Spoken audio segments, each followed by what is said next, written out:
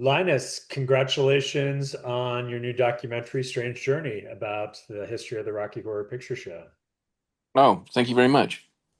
I got to watch it last night. I actually quite enjoyed it. So, to give the audience a little bit of background, you are the son of Richard O'Brien, who is the creator of the Rocky Horror. I guess it was a stage production first, which was then turned into the cult classic film, the Rocky Horror Mm. Picture Show. So, talk about your desire to make a film about this, and then we'll get where I'd like to go kind of really specifically back into the history of it. But first, let's hear a little bit about why you wanted to do this. Well, there were it was I was actually looking after the pandemic. I was looking for something to do because I had been throwing underground techno parties in downtown LA because music is my background, producer and DJ. But I'd also worked in film for a number of years up in Vancouver. And so, yeah, so I was looking for something to do. And my dad asked my brother and I to put together a clip package of his clips from TV and film appearances. And when I was doing that, I went through I saw the clip of I'm Going Home, which is one of the last songs in Rocky. And the comments underneath were incredibly poignant and heartfelt and really emotional. And we always knew what the effect that Rocky had on its fans, but maybe not to the degree to which it is. And it was at that moment that I was like, "Wow, these Rocky fans really need to be celebrated." And I would love to celebrate my dad's music and his work too, because sometimes I don't think he gets the recognition that maybe he should. I mean, obviously from Rocky fans he does, but maybe the world at large doesn't really know him that well.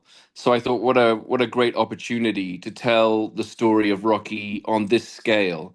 There's been a few little documentaries here and there. I mean, the only one of real significance is the VH1 Behind the Music that came out, I don't know, 25 years ago. So it was a number of things, but it was really the comments underneath the clip, which really just was the impetus for everything, really. Yeah, so let's go back to the beginning. Your father's from New Zealand, and Well, he's he, actually from England, oh, he but is they from. emigrated. Yeah, he's from England, Got but they emigrated out to New Zealand. His family when he was 8 years old. They took a boat over to New Zealand, and he had his young teenage life out there, and then moved back to England when he was 24, I believe. Got it. And he said it was a kind of a very drab period in the UK at the time, and then, there was this explosion of energy. What was the impetus first to create the stage production for Rocky Horror? I know there was a lot going on in terms of rock musicals at the time. Was he trying to fit into that kind of category? I'm not sure it was. He really, the main impetus became because he had got fired from the role of Herod after three performances in Jesus Christ Superstar. So he was out of work. I was on the way. I hadn't been quite born yet. And so he was like, well, should I just quit acting and get a real job now that he has, who's going to have responsibilities, or should he stay in London and England and try and continue as an actor? And he ended up getting invited to perform at the EMI Christmas party, and he wrote science fiction double feature for that party. And he said to himself, "Well, if it goes well, I'll tell a few jokes, I'll sing a few songs, and if it goes well, then I'll continue trying to be an actor." And it did go well. So then he thought, well, maybe the science fiction double feature song makes like a good idea to make a longer musical that he would like to see. And rock and roll has always been such a huge part of his life. When he was 13, I think he says that they coined the term teenager. So he'd very much grown up on Little Richard and all of that kind of music. and really just wanted to put that into what he would like to see. You know, he's actually, funnily enough, he's not actually a big fan of musicals, to be honest, which is surprising to some people. When you do something for yourself, I think you know sometimes it falls flat, but sometimes it really connects because if you're passionate about it, then the chances are that other people will find some interest in it. Yeah, and they're one of the things I thought was really interesting is when they decide to stage this and they have a little space to do it in. One of the comments was, "Well, it didn't really matter whether we succeeded or not, so we just Yeah, did whatever we wanted." yeah, if it had been sold out for 3 weeks, which it was, that was the run, and everyone had enjoyed it, but then nothing else had come of it, they would have considered it a great success and they would have moved on to other things. And I think that that artistic freedom, it does a very good job of you not putting too much pressure on yourselves to kind of deliver a massive hit, or no one ever thought that it would go any further than that, really. It's incredible from that tiny little acorn how the whole phenomenon of Rocky Horror was born, really. Yeah, and so one of the really interesting things that I learned about this is, your father's history of, um, experimenting with transgender ism, and trying to figure out what his place in the world was. Was he gay? Was he trans? Was he Mm. someone who just like to cross dress? Talk a little bit about his journey and how that shaped the way he developed these characters. I mean, it's funny because he never because he didn't really understand where he fit in, right? And it wasn't like it was a conscious thought where like I'm feeling like dressing up in women's clothing, so I'm going to write this character Frankenfurter. He just wrote it without giving it much thought. And I think it's something that Karen Tongson, the professor of gender studies from USC, said in the documentary. Sometimes your art expresses things inside of you that are kind of hidden to a degree, and I think that's what happened. Rocky Horror was never trying to send a message or bang you over the head with the message or tell you what to think. He created it purely out of fun and joy, and I think that again really made it stronger because when you do try to send a message, it can come across as worthy or just I don't know. People see through that essentially. Even though you're telling them what to think, but they don't really like to know what to think. So to have those themes included, but just have them be part of the story, makes it a much stronger piece at the end of the day. Yeah, but I mean, the fact is that it was quite out there for the time for the time, and, Very, very, and, very out and there. But I think, sorry to interrupt you, but yeah, I think the thing is that Rocky Horror people always ask why it connects. And I think it's the story of Adam and Eve, really, yeah. and the story of Frankenstein. So when you take these stories, which are kind of just around you from when you grow up, right? And then you start to twist them into your own way and almost like take a genre, take a theme, and then, put your own spin on it. That really connects with people because they already feel like they know what the story is, in kind of, at least the base story is. So the first performance, it was a success, like right from the beginning. Part of what made it successful was this idea of interactivity, and it was always sort of conceived as being something that interacted with the audience even before the movie. Talk a little I bit mean, about that. yeah, I mean, well, what they tried to create was immersive theater, Hmm. which is still it's not really a huge thing. I mean, I think there are some more examples of it over the years, but at that time, it was a little bit unheard of. The whole space was the stage. And in the first production, which when I say the first production, I mean from the beginning of the Royal Court until it left the King's Road Theatre in, I think, 78, 79, maybe, something around there. When was the The first performance? first performance was at the theatre upstairs at the Royal Court Theatre. The Royal Court Theatre was a theatre that had been created to bring uh, like strong muscular theatre to England, in the realm of Tennessee Williams and Arthur Miller. And it was successful at doing that. But the theatre upstairs was for more experimental shows. So when they created it, that production stayed there for 3 weeks, maybe 5 weeks. They extended it, and then it went to a theater called the Chelsea Cinema, a disused cinema down the road, and then it went to another disused cinema called the Isoldo. And the weird thing was, before they got to those cinemas, they turned the theater upstairs into a disused cinema. So it was very much echoing because it's 50s B movies are such a theme of Rocky. They were like, well, why don't we just turn the theater into a haunted cinema and like just make it very immersive? So they used to the actors uh, used to dress up in like kind of disheveled suits, and they had these kind of clear frosted plastic masks on, and they would lead the ticket ticket buyers to their seats, but silently, never said a word, just very spookily. And so it created this real sense of horror and dread in the theater. And so the show started almost as soon as people entered the space. And I remember talking to Richard Hartley about it because I saw it when I was like 5 or 6, and I was like, "Wow, this is super spooky."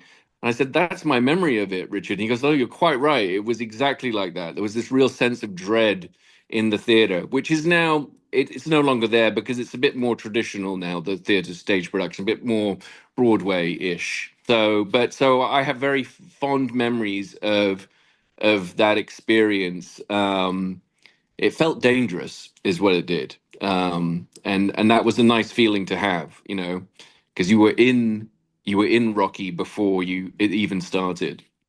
Yeah, and some I was interested to hear in the documentary that some of the echoes were for like from Eastern European theater Hmm.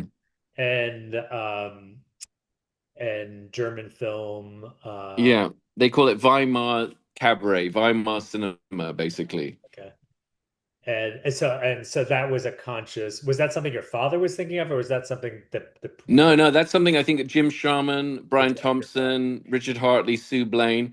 I think my dad was happy to go along with it. He created what he wanted to, and they put their own spin on it. I think one of the reasons is that my dad wrote probably 50 or 60% of the show before they started rehearsals, and the remaining 40% he wrote during rehearsals.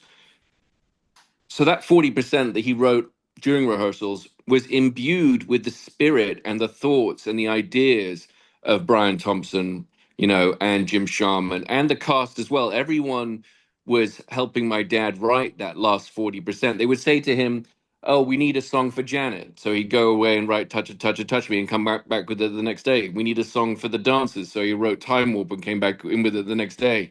So that spirit and joy that was in the theater really got imbued into Rocky. And I think it's one of the great strengths. I mean, my dad brought his own joy into it anyway, but I think the communal aspect of kind of creating it together lent it something that other stage productions don't have, because I'm sure for the majority of them, the writer sits in a room by himself and he comes up with all these ideas, and that's what gets, that's 90% of the show, and then maybe 10% gets added.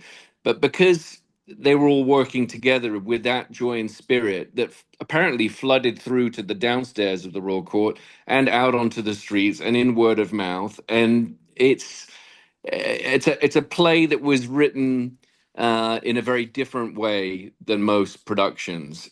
How important was the casting of Tim Curry as Frankenfurter?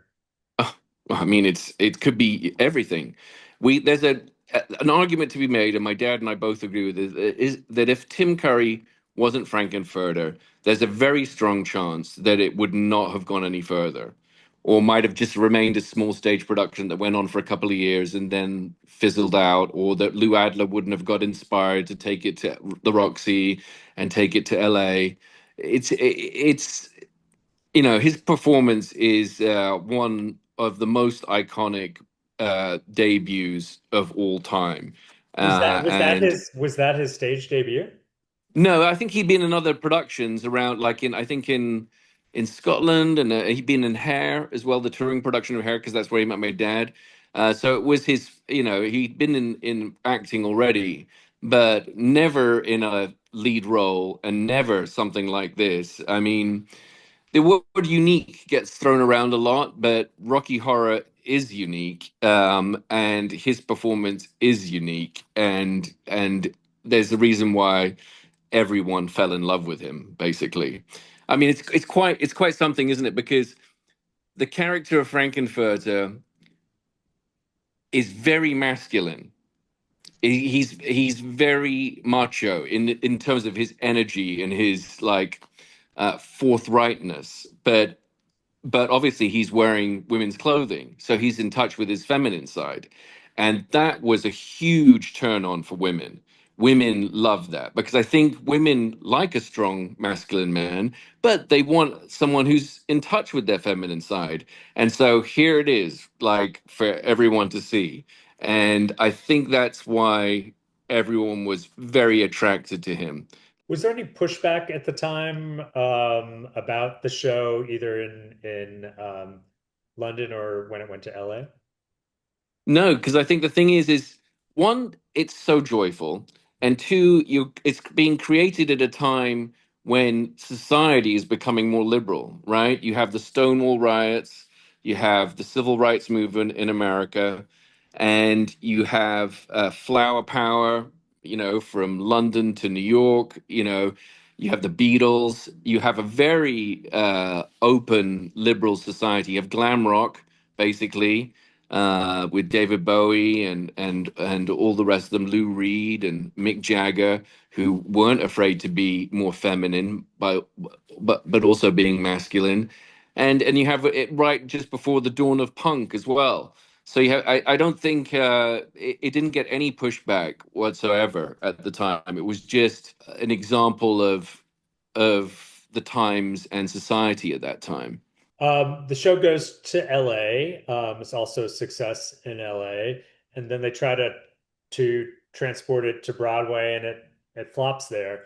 Mhm. How did they make sense of that? Because it had been so Well, successful the everywhere else. mistake they made, and I think Lou Adler admits it. First of all, it shouldn't have gone to Broadway. It should have gone off Broadway. And if it had gone off Broadway, I think it would still be playing today. I don't think it would ever have left. I think it would have been like a Blue Man Group or a Stomp. It's one of those shows which would just be there, and and that would be it. But so they took it to Broadway. That was a mistake. There was a snobbery from anything that was coming from LA was deemed to be trashy or no good. They ripped out all the seats from the Belasco and they put in cabaret tables. Another mistake.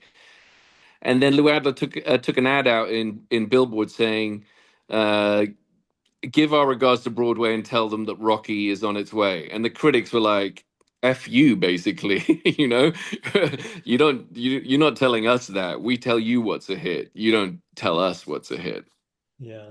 And so at the same time, the film project is going forward. Was the film project shot before Broadway? Yeah, the film project was before Got Broadway, it. and Okay. then it went to Broadway. Basically, after Broadway flopped, I think Tim and my dad thought, well, that's it, basically. I mean, the film might come out, it might do well, it might not, but as far as Rocky going any further than that, I think it would, at least with their involvement, that was it. But then obviously, the midnight screenings started and it just took on a life of its own. I want to talk a little bit about the shooting of the film, which was also very interesting. Hmm. They got, I guess through Lou, they were able to get studio financing, although it's very small, $1 million budget, for which I guess even back then was a small amount. I mean, And it's fun. To stop you there, it's actually not. I don't know if I haven't done the recent evaluation of what $1 million is worth now in today's money, yeah, but it's got to be around at least 10 million, right? yeah, So if you're given 10 million now, it's still not nothing. It's yeah. small, obviously, but it's something. So I think, yeah, it was small, but that's. it's way more money than Derek Jarman was getting to make a movie, or these small Roger Corman was getting, or all of these smaller type independent films. There are times when it really where you can see that money on the screen. I think Brian Thompson did a great job with some of those sets. I mean, the laboratory is amazing, and the ballroom with the swimming pool. It does certainly does have some very cinematic moments in there.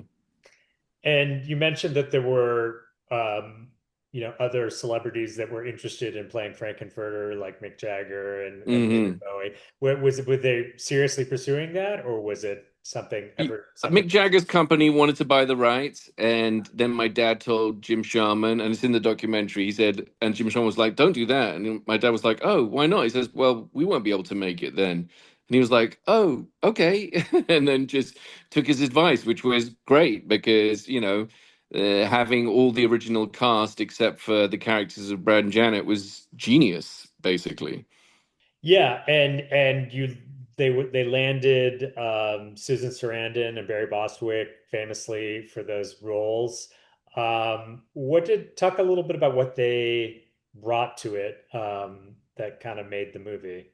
I think the fact that Americans were going to be cast in that role is perfect because they needed everyone in the stage production knew exactly what they were doing. They were very familiar with the material. They had it all worked out with the characters. So to have the two new actors be Brad and Janet, the Green Virgins, essentially being into this world, it was exactly what was supposed to happen.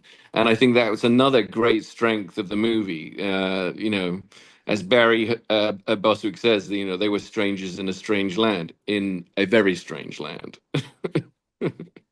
And there was so much went right. I mean, even though it was this sort of micro budget production, they, get finding this house that looked, incredible, and they were next to a Mhm. studio that was kind of perfect for this. Talk a little bit about s- what happened in the production that made it come together in this kind of perfect way. But it's hard to pinpoint it all. I think whenever you have a creative endeavor like this, when everyone's working towards a singular goal, it's sometimes hard to point to any one specific thing. I think John Goldstone is a great producer. He produced the Monty Python movies. He's very experienced. Hammer House of Horror was a big thing in England, doing all the Dracula and Frankenstein movies with Peter Cushing and Christopher Lee. So Bray Studios was a perfect fit because that's where they made all of them, and Oakley Court was right next door, where they also shot a lot of those Hammer House of Horror movies. So it was just a very um, it was calculated, but it was also serendipitous as well, a lot of the stuff. I liked one of the comments was, they were sort of treading this line between B movie and art movie, and it wasn't quite clear which it was. Yeah, And there's a yeah, moment where they show the special effects. And they said, no, that looks too professional to do yeah. it. It's got to be really bad. Yeah, yeah. And I think that's the thing. I think some people thought it was just because it was a cheap movie, and but it wasn't. It was deliberate. They were echoing and paying homage to the 50s B movies that my dad loved, and Jim Sharman and all of them. They all loved those B movies.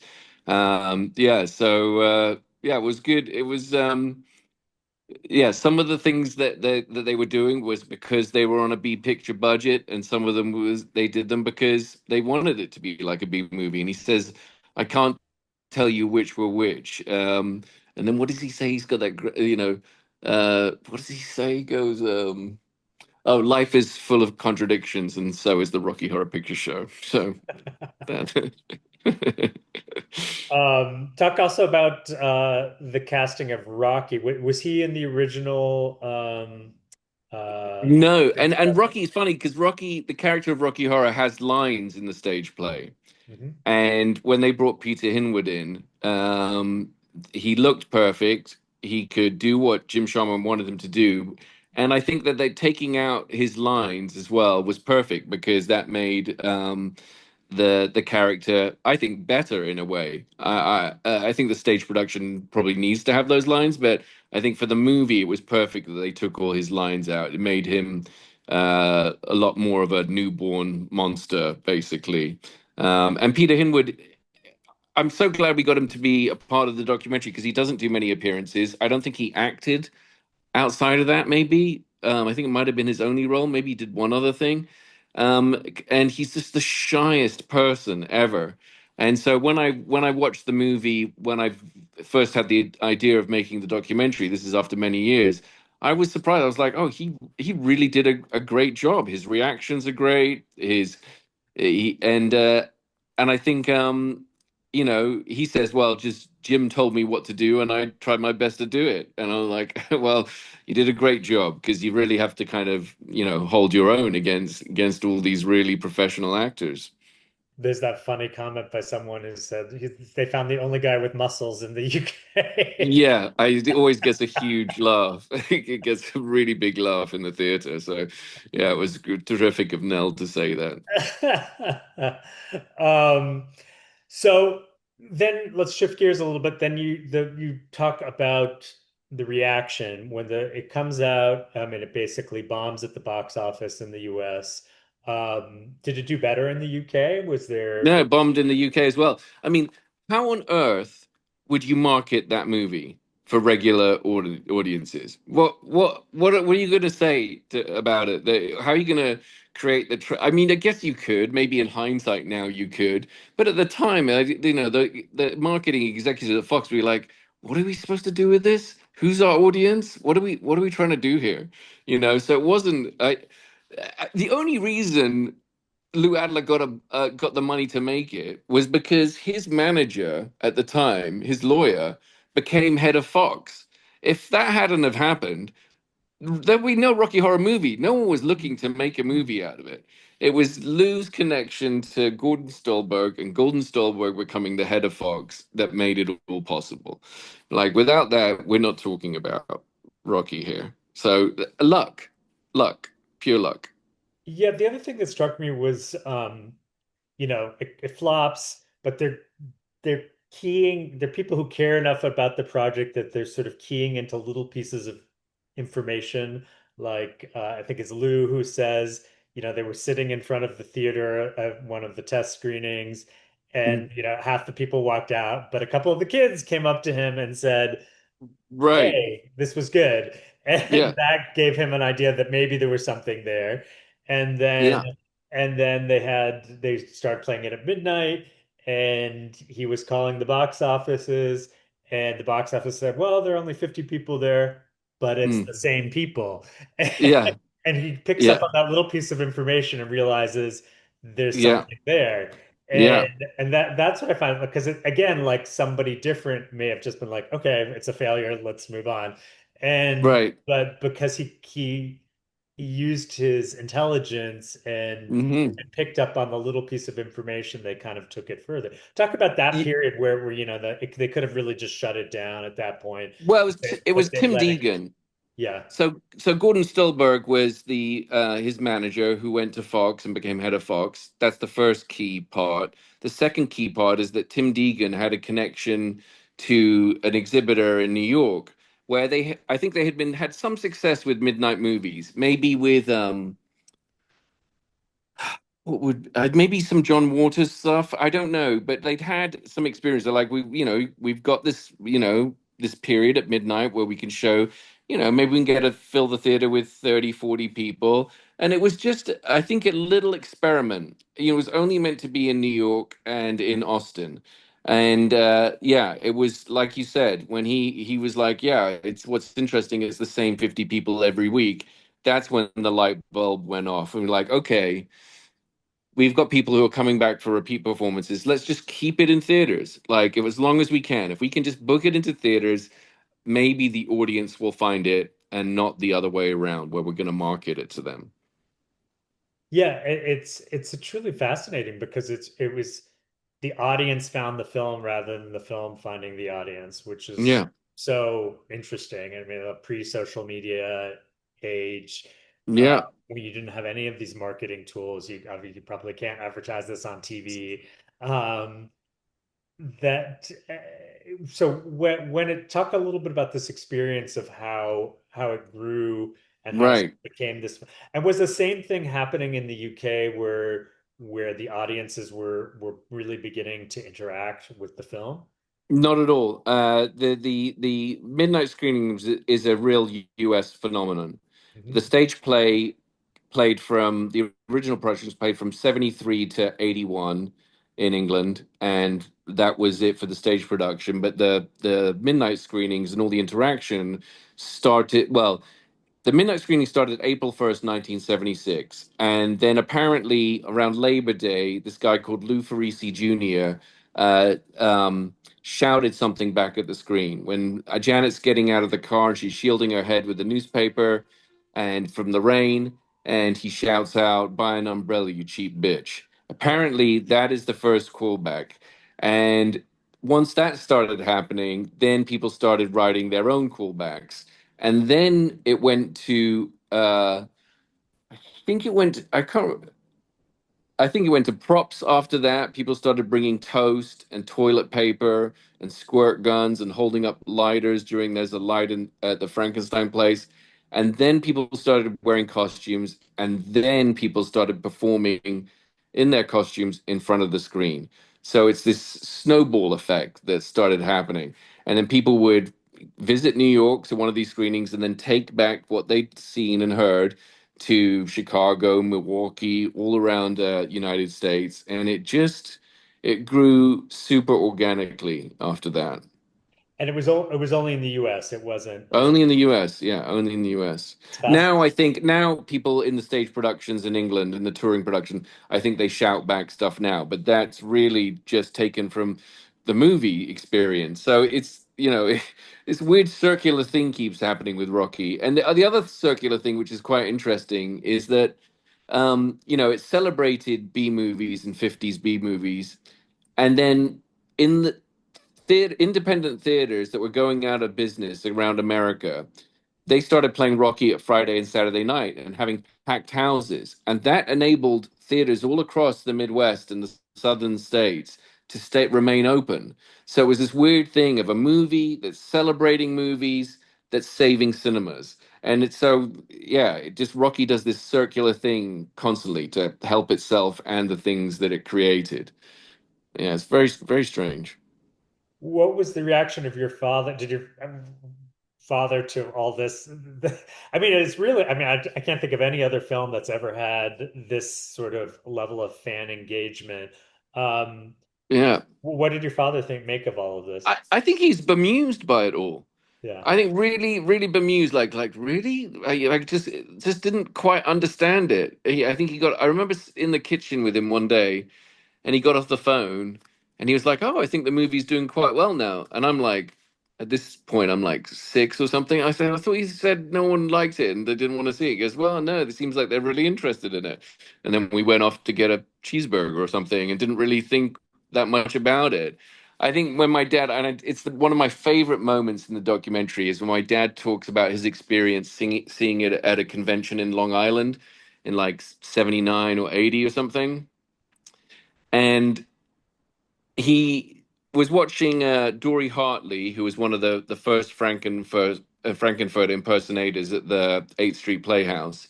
He saw her performing as Frank, doing the eye movements of Tim in I'm Going Home, mirroring the eye movements. And a spotlight was on her, and her silhouette was the same size as Frank, and the audience was singing the refrains. And he was like, wow, this is, theater at its very best.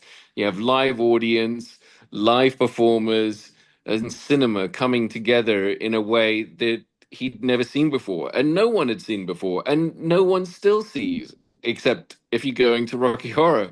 There's nothing else like it. And it's very, like I said, the word unique gets thrown around a lot, but Rocky is unique in that regard. And what's interesting about what's been really fun for me, I always knew that different fans of Rocky and different Shadowcast fans of Rocky, three generations of fans and Shadowcast fans would see the documentary. But I didn't realize, because we weren't exactly sure that our documentary was going to be in theaters, what that experience would be like. Would it just be sent to streaming and then people would just discover the documentary there? But because it's in theaters, you're having grandmas who were in Rocky Shadowcast performers in the 70s meet teenagers who are in Shadowcast now for the first time. And they're sharing their experiences, they're sharing their stories, and they're all identical, these stories. And that's 50 years of this. So it's been a very, very gratifying for me to have the shadow cast performers from all three generations, maybe even four generations, meet each other and connect with each other. I think at the end of the day, the legacy of Rocky Horror will be community and connection. I as much as it's fun, as much as you're listening essentially to your favorite album with a lot of other people, it's the people that are finding each other, and they're meeting their husbands, they're meeting their wives, they're meeting their lifelong friends here. It's a cult. It's but a cult in the best sense, in that it's a community of people who have always felt on the kind of outcast of society, or been on the fringes of society, and just made maybe feel a bit vulnerable in becoming who they are or who they'd like to be. And so, yeah, that's definitely the most gratifying thing for me, and I think my dad at the end of the day. Was your dad, what was his feeling about how it sort of opened people's minds to, this sexualities, to, cross-dressing, to some of these things that were, really pretty outside of the normal conversation, especially back then. I think was kind of dismissive of his own work and of Rocky for many years, because he just created it with fun. He thought that that's all people were getting out of it, and I think it's probably been in the last 5 to 6 years where he's really happy um, that it's become a place for the kind of rainbow community. I think that's what really pleases him. And I think it's overwhelming for him. I don't think he doesn't like to get emotional. He's a very emotional person, but he doesn't like to get emotional because he's very emotional, right? It's all those emotions are almost too much.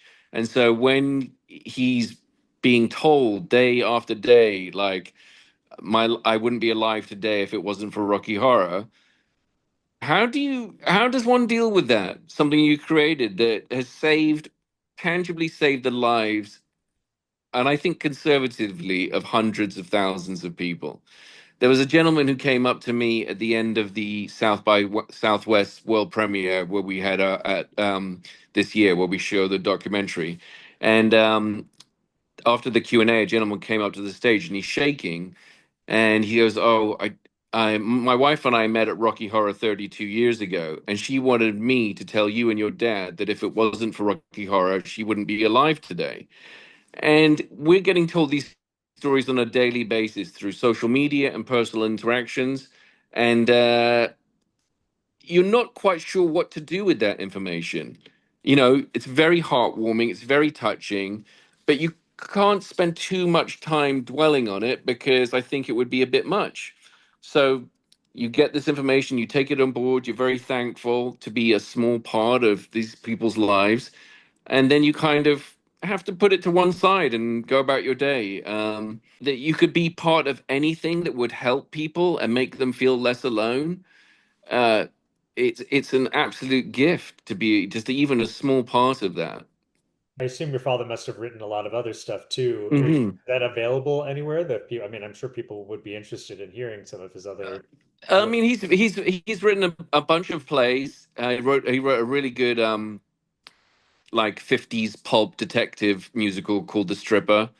um and yeah, he wrote Shock Treatment as well. He made an album called Absolute O'Brien, which was songs taken from his one-man show, which was called Mephistopheles Smith, which was a great show. That I saw got to see that at the Fringe Festival, and he played the devil, and his whole thing was like, The devil's where all the cool people are. This is where Kerouac is. This is where, Jimi Hendrix is. This is where all the cool people are.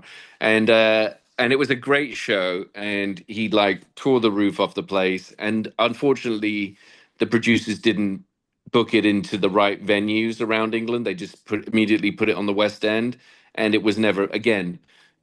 Rocky wasn't meant to be on Broadway, and my dad's one man show wasn't meant to be on the West End. It should have been at smaller, like dark jazz nightclubs. But yeah, he's always been very creative. People love the acoustic versions he did of the Rocky songs in the documentary. So every day I'm being asked, like, will he record acoustic versions for us? And I'd quite like him to go through his other songs, because he's written, I don't know, 300 songs at least over his lifespan. Oh, it's a no-brainer. I mean, you could absolutely release an album like that with some new stuff, some acoustic versions that are, Yeah, I'm sure, would be a big hit. yeah, I know. I think so. And finally, isn't Rocky coming back to Broadway? Yeah, March, end of March, the previews start. I think is it With Luke Evans, no less.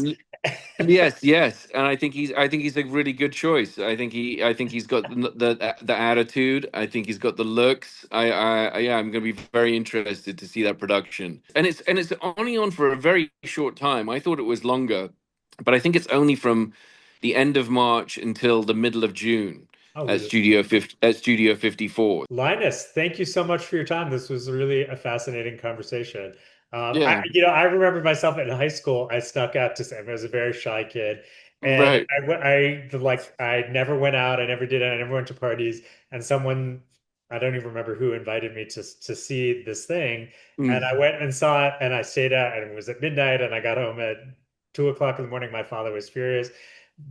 I was like, "Oh, I went to see this thing," and he was like, Yeah.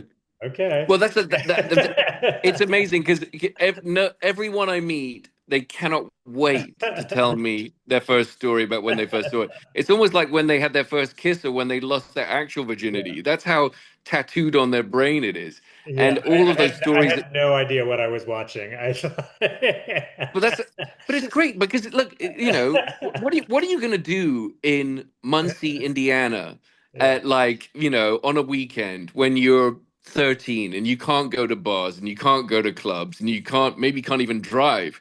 Like, what are you going to do?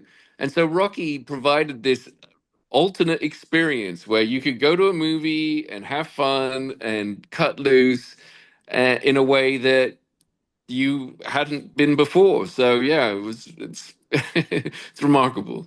Thanks for watching the You Interview channel. With over 3,000 original celebrity videos, we have one of the largest collections of celebrity interviews anywhere. So remember to like and comment on our videos and subscribe to the channel. If you want to get more involved, you can become a member of the channel. Membership has its perks. You can see exclusive celebrity videos and get the opportunity to ask our celebrity guests questions. We can't wait to hear from you.